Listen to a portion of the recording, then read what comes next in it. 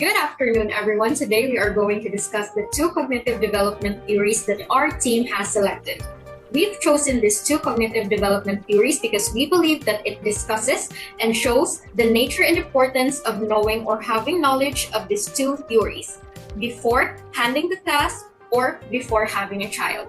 So before we proceed on with the topic, I would want to first to meet our team. We are composed with only 3 members. It's Irene Corda, Klein Catan, and myself, Kiara Tatoy. The two theories that we will be discussing are the stage theory and the information processing theory. The first one will be discussed by Irene Corda, while the latter will be discussed by Klein Catan. So good afternoon, I am Irene. So before we start our discussion about stage theory, first please guess the scrambled word in the given screen. I believe that is Jean Piaget because one of our classmates has discussed that in our previous reports or discussions. So I'll be giving a short introduction about Jean Piaget. So he was a Swiss psychologist and genetic epistemologist. He is most famously known for his theory of cognitive development that look at how children develop intellectually throughout the course of childhood. He also known as the second of most influential psychologists of the 20th century. So Jean Piaget's stage theory described the cognitive development of children. Cognitive development involves changes in cognitive process and abilities. In Piaget's view, early cognitive development involves processes based upon actions and later progresses to changes in mental operations. So Piaget's theory of cognitive development means to suggest that children move through 4 different stages of learning, which are sensory motor stage. During this earliest stage of cognitive development, infants and toddlers acquire knowledge through sensory experiences and manipulating objects. A child's entire experience at the earliest period of this stage occurs through basic reflexes, senses, and motor responses. So pre-operational stage, ages 2 to 7, the pre-operational stage these kids learn through pretend play but still struggle with logic and taking the point of view of other people. They also often struggle with understanding the idea of constancy. So children become much more skilled at pretend play during this stage of development. Yet, they continue to think very concretely about the world around them. So next is concrete operational stage, ages 7 to 11. So concrete operational stage, children are still very concrete and literal in their thinking at this point. They become much more adept at using logic. During this stage, children also become less egocentric and begin to think about the other people might think and feel. So these kids in the concrete operational stage also begin to understand that their thoughts are unique to them, and not that everyone else necessarily shares their thoughts, feelings, and opinions. So last, the formal operational stage, the final stage of Piaget's theory. This involves an increase in logic, the ability to use deductive reasoning and understanding of abstract ideas. At this point, adolescents and young adults become capable of seeing multiple potential solutions to problems and think more scientifically about the world around them. So that would mean that the formal operational stage is the stage that we are right now. Is that correct? Okay. Yes. Thank you so much. Okay. So to see if you really understand, can you give me your takeaway based on the picture and based on the information that I have given you? So, yes, based on the information that you have given me a while ago or earlier, it can be known that at the sensory motor stage, the child is only knowing the object that it is in his hand, which he knows as liquid, but he doesn't really know what the name of that thing is. But on the pre-operational stage, the child already knows that, kana kay tubig, I can drink that water. That is water. While at the concrete operational stage, which is 7 to 11 years old, it has a logical na nga side. He thinks whether asa mas daghan nga tubig ani, kaning sa baso nga taas or kaning sa baso nga tambo. While the last one, the formal operational stage, kay mas broader na iyang logic. Kay for example, gahuna-huna siya sa usa ka glass if it's half empty or half full. When you say it's half empty, that person kay na medyo naa siya sa pessimistic gali nga side, but when someone says that glass of water is half full, then mostly naa siya sa optimistic na side. So yes, no to akong understanding ana. Okay, thank you. So next. Okay, so to sum it up, it is important to note that Piaget did not view children's intellectual development as a quantitative process. That is, kids do not just add more information and knowledge to their existing knowledge as they get older. Instead, Piaget suggested that there is a qualitative change in how children think as they gradually process through these 4 stages. At age 7, children don't just have more information about the world than they did at age 2. There is a fundamental change in how they think about the world. So Piaget's stage theory describes the cognitive development of children. Cognitive development involves changes in cognitive process and abilities. In Piaget's view, early cognitive development involves processes based upon actions and later progresses to changes in mental operations.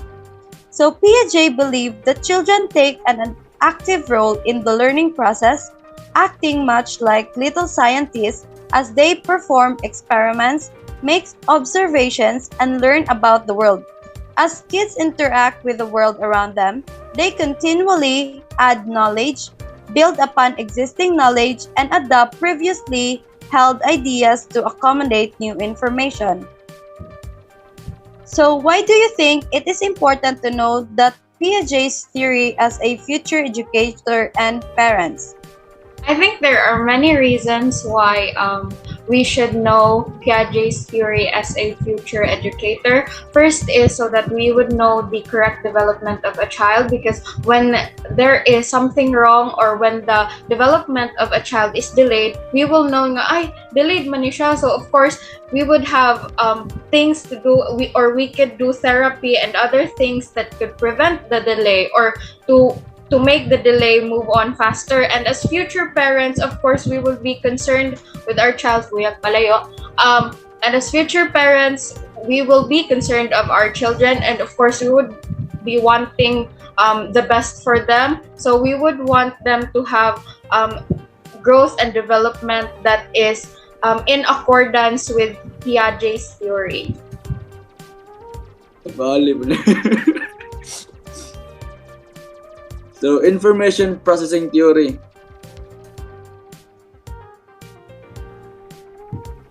The information processing theory is an approach to blank studies that aims to explain how information is encoded into memory. So, Kiara, can you guess what's the missing word on the given description? Yes, it is cognitive development. Right, correct. So, information processing theory is an approach to cognitive development studies that aims to explain how information is encoded into memory. The information processing theory describes how individuals record, store, and retrieve information in their brains. This affects the motivation and the behavior of a person. So this theory is based on the idea that humans do not merely respond to stimuli from the environment. Instead, humans process the information they receive, while experts believe that the brain's mechanisms and functions are relatively simple. The magnitude and the scope of neural networks and their behaviors are quite powerful as a whole. So let's proceed. So the origins of information theory was founded by George Armitage Miller. George Armitage Miller was the first to put forth the idea of the theory information processing. He was the one of the original founders of cognition studies in psychology. Miller discovered the capacity of the working memory, which can generally hold up to 7 plus or minus 2 items. And aside from Miller, John William Atkinson and Richard Shifrin are also associated with the cognitive information processing theory. So this refers to the proposed multi-stage theory of memory, which is one of the leading models of information processing theory. So let's go to the elements of the information processing theory. While major models of information processing theory vary, they are mostly composed of three main elements: Seleucus, Eresen, and Saihin 2019. So before we proceed, Clara, can you give some insights about the picture given on the screen? Yes. When you have sensory input, may it be images, visual images, or when someone is talking, of course, it goes to your sensory memory because it's based on the 5 senses that you feel. And when you absorb those senses, it goes to your short-term memory. But if you don't absorb it that much, the memory will just be lost. But if you really absorb it, it will go to your long-term memory. So that's correct. So the first elements of information processing theory is the information stores. Information stores the different places in the mind where information is stored, such as sensory memory, short-term memory, long-term memory, semantic memory, episodic memory, and more memories. Next is the cognitive processes. The various processes that transfer memory among different memory stores. Some of the processes include perception, coding, recording, chunking, and retrieval. And lastly, the executive cognition. The awareness of the individual of the way information is processed within him or her. It also pertains to knowing their strengths and weaknesses. This is very similar to metacognition. So next, let's proceed to the 3 stages of information processing theory. How this picture related to sensory memory? That can be related to sensory memory because when a child receives a punishment, especially before kay dapat man gyud ang parents, of course, when dapatan ang child or kanang iring, kay of course mas stuck sa iyahong mind, kay of course sakit good, di mas stuck sa iyahong mind nga ay sayop tong akong nabuhat. So kana sensory memory.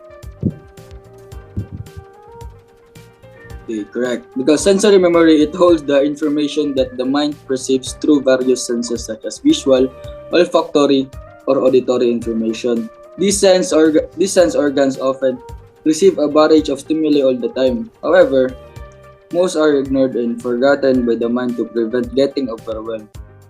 When sensory information engages and gets the attention of the mind, it is transferred to the short-term memory. So next slide.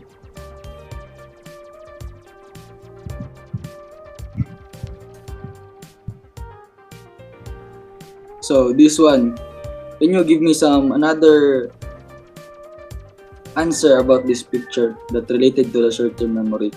Okay, this right here is it's little Dory, and I believe Dory has this condition where she has short-term memory loss, so that's why this is related to the short-term memory or working memory. Okay, exactly.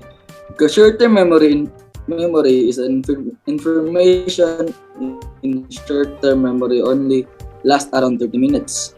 Cognitive abilities affect how individuals process information in working memory. Additionally, attention and focus of the most important information also play an important role in encoding into long-term memory. Furthermore, repetition significantly helps the ability to remember details for a long time. Next. So lastly, long-term memory. Another answer about how this picture related to long-term memory. Kara. Yes, this is Riley's mind, and this is where his long-term memory is stored. This was a movie in, I don't know what movie, but this was a movie, and this was her long-term memory. Nga murag kuan sa iyong brain. Okay. When you see the movie, you can understand. Yes. Long-term memory, it is thought that long-term memory has an unlimited amount of space as it can store memories from a long time ago to be retrieved at a later time. Various methods are used to store information in the long-term memory, such as repetition, connecting information, relating information to meaningful experience or other information, and breaking up the information into smaller chunks. So that's all for the 3 stages of. So before we end this report, Kiara, can you give me, why do you think it is important to know Miller's theory as a future educator and parents? As a future educator, I believe that we need to know Miller's theory because, of course, we want children or learners to learn something in their whole lifetime, not just for a short while, but something that they carry for the rest of their lives. And as parents, we want to let them or teach them basic principles and values that they can feel, so that they would also bring up their children that way. So yes, that's it. So I guess that ends our discussion regarding the 2 cognitive development theories that we have chosen. Thank you and goodbye for now. Wait, Bobby?